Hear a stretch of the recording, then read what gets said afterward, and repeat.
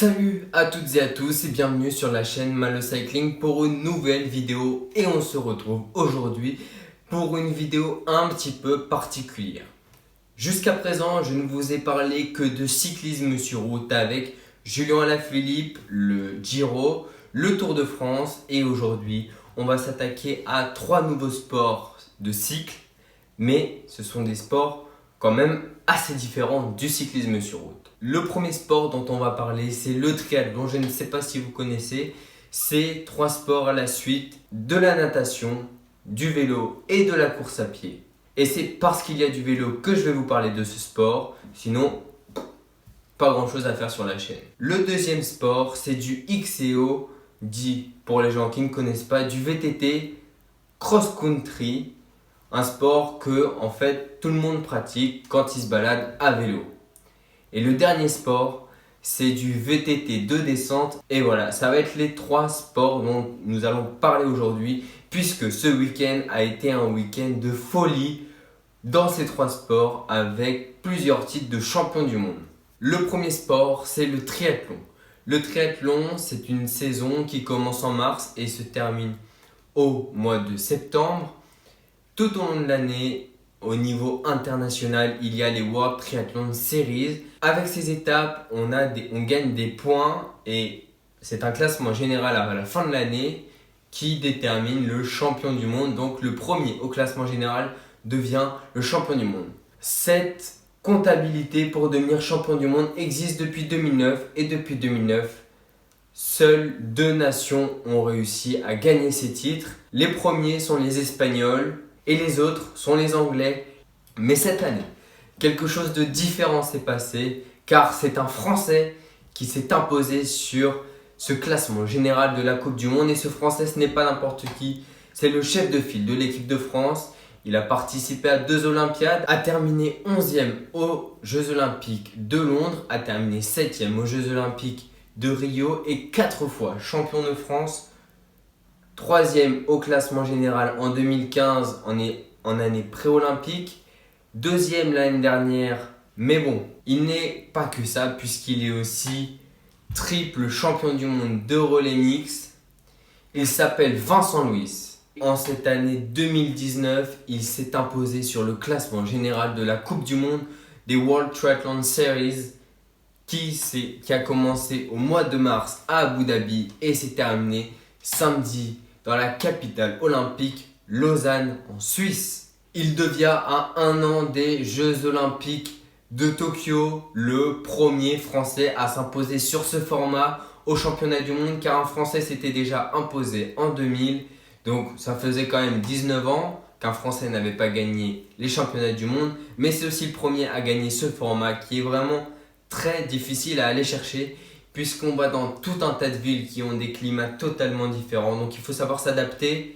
Et Louis a réussi cette année à s'adapter à tous les climats pour remporter ce championnat du monde.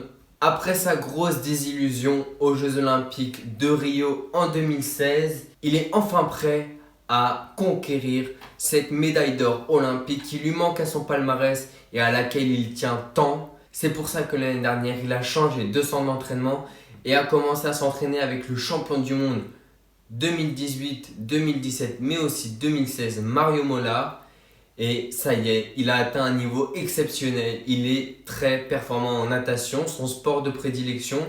En vélo, c'est une bête. Et en course à pied, voilà, il est extrêmement fort. Et cette année, il a dominé de la tête et des épaules chaque étape de Coupe du Monde. Il n'est pas allé s'imposer à toutes, certes, mais à chaque fois, il a su se classer dans le top 5 de toutes les étapes.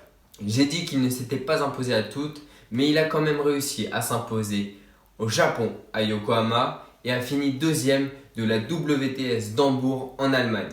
L'année prochaine, ce sera sans doute sa dernière Olympiade où il pourra performer puisqu'il aura déjà 31 ans, Vincent Louis. Voilà, il n'est pas tout jeune, ça fait déjà une bonne dizaine d'années qu'il est sur le circuit international élite. Donc voilà, donc l'année prochaine à Tokyo, il faudra qu'il soit performant pour décrocher cette médaille olympique dont il rêve tant depuis les Jeux Olympiques de Londres en 2012. On va rester un petit peu sur le triathlon parce qu'on a quand même 3 champions du monde para-triathlète et ça, ce n'est pas rien. Il faut y penser à ces sportifs handicapés qui sont très très performants pour la France. Il y a Alexis Anquincan, Elise Marc et Julien Ripstein qui ont gagné chacun les championnats du monde de triathlon. Et Alexis Anquincan a vraiment, quant à lui, dominé toute la saison de triathlon en allant s'imposer sur toutes les étapes de World Para Triathlon Series. C'est vraiment quelqu'un de formidable. Je vous invite à aller voir le reportage de France Télévisions sur Alexis Anquincan que je vous mets en description parce que c'est vraiment quelqu'un qui a un grand cœur et qui est très très performant et qui pourra nous prendre une médaille aux Jeux paralympiques de Tokyo l'année prochaine. Donc félicitations à ces 3 paratriathlètes et à Vincent Louis qui s'est imposé pour la première fois, je le répète, au classement général des World Triathlon Series. On passe maintenant au XCO dit au VTT Cross Country où la ravissante Pauline Ferrand-Prévot s'est imposée pour la 2e fois au championnat du monde à 27 ans. Avec son palmarès infini que j'affiche juste là et de nombreuses blessures depuis 2017 et sa grosse désillusion à Rio, elle aussi, elle a réussi à relever sa tête en cette année 2019, année pré-olympique, très très important de retenir que 2019 est une année pré-olympique et que tout cela prépare les Jeux olympiques. Elle a réussi, elle, à s'imposer sur ces championnats du monde à Mont-Sainte-Anne au Canada. Avec ce championnat du monde qu'elle a vraiment dominé, une course de folie, elle envoie un message très très fort à tous ses adversaires en vue de l'année prochaine à Tokyo. À 28 ans, elle sera la plus grosse chance française pour une médaille olympique, bien que ce ne soit sans doute pas sa dernière Olympiade parce qu'elle pourra sans doute aller à Paris en 2024. Il faudra qu'elle soit performante pour prendre sa revanche sur ces Jeux de Rio qui ont été pour elle, voilà, catastrophique. Et avec son compagnon Julien Absalon, double champion olympique, elle travaille dur tous les jours pour pouvoir performer l'année prochaine à Tokyo. Du côté des hommes, on a le français Stéphane Tempier qui prend la 3e place de ces championnats du monde, donc félicitations à lui aussi. Lui, il a 33 ans, l'année prochaine il aura 34 pour les Jeux olympiques, ce sera sa dernière Olympiade et espérons qu'il performe. Voilà, comme il a aussi cette année au championnat du monde, qu'il prenne au moins une médaille pour l'équipe de France de XCO masculin. Et voilà, on espère que cette délégation française reviendra avec des médailles aux Jeux olympiques de Tokyo parce que franchement là c'est l'objectif, tous les athlètes sont focalisés sur ces Olympiades. Et voilà, ça va être l'année qui arrive, ça va être déterminant pour eux et Pauline Ferrand-Prévot avec son maillot arc-en-ciel donnera tout sur chaque étape de Coupe du Monde pour aller s'imposer et préparer au mieux cette Olympiade qui promet d'être fantastique au niveau VTT. Alors voilà, après déjà ces 5 titres mondiaux, il m'en reste 2 à énoncer. Et oui, les Français ne font pas les choses à moitié sur un week-end de championnat du monde et encore moins au Canada puisque les Français ont reconquéri le Canada hier avec Loïc Bruni qui a su s'imposer pour la 3e fois d'affilée et la 4e fois de sa carrière au championnat du monde de VTT descente. C'était le dernier coureur à s'élancer sur la start list et il a réussi à battre ses adversaires avec près de 1 seconde d'avance, qui est quelque chose, voilà, c'était fantastique, super descente de sa part. Et sur le podium, il a été accompagné par son ami Amaury Pierron qui lui finit à la 3e place. C'est une très belle performance des 2 Français. Les Français excellent dans cette discipline. Malheureusement, elle n'est pas olympique, mais voilà. Loïc Bruni va aller s'imposer sur aussi, lui, le classement général de la Coupe du Monde de descente. Superbe année pour Loïc Bruni et pour tous les Français en descente au niveau masculin.